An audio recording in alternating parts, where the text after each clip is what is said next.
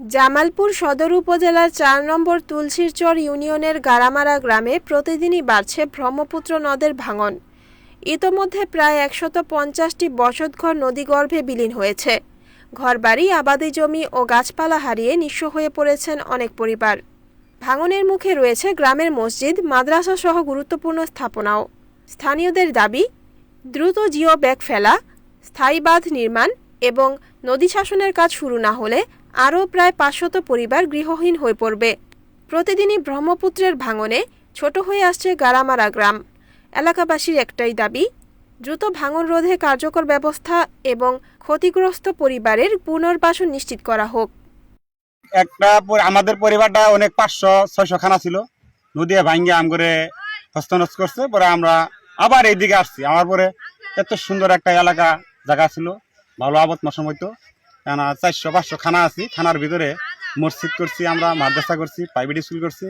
তারপরে এই পরিবার নিয়ে আমরা থাকার বলে আমার নদী গুরুস্থান আছে, গুরুস্থান ভেঙে গেছে, বাপদাদার গুরুস্থান।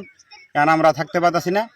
তবে আমাদের সরকারের কাছে আমার আবেদন, আমগরে কিভাবে আমগরে রক্ষা করবে। তবে আমাদের এমপি মহোদয়ের কাছে এটাই আমাদের প্রার্থনা।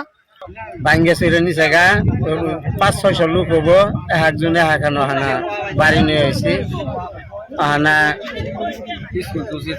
মাদ্রাসা তুলছে নয় ভাঙ্গা সব নিচে গা, বাপ দাদার গুরুস্থান আছিল সব নিচে গা।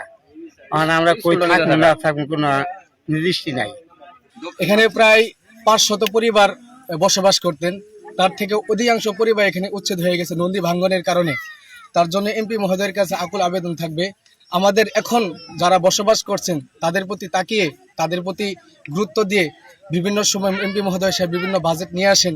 আমাদের নদী ভাঙ্গনের ক্ষেত্রে যদি একটু আমাদের সহায়তা করতেন, আমাদের এই বিপজ্জনক এলাকাটা আমাদের জন্য বসবাস করা খুব কষ্ট হয়ে যাচ্ছে। কাজে এমপি মহোদয়কে আবেদন করব, উনি যেন আমাদের দিকে একটু তাকান এবং আমাদের জন্য একটা নির্ধারিত বাজেট নিয়ে আসেন।